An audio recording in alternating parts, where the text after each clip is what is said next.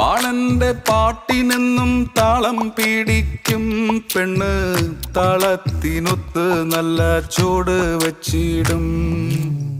പാടത്തിൻ്റെ ഓരത്തവൾ എന്നും ഇരിക്കും തെച്ചി, പൂവ് പറിക്കാനായി മെല്ലെ നടക്കും. പാൽക്കാരൻ പയ്യനെ കാണാൻ വാഗമരത്തിൻ മറവില് നിന്ന് ആരുമറിയാതെ അവളെന്നും മെല്ലെ നോക്കിയിടും, പിന്നെ പുഞ്ചിരി തൂകിയിടും.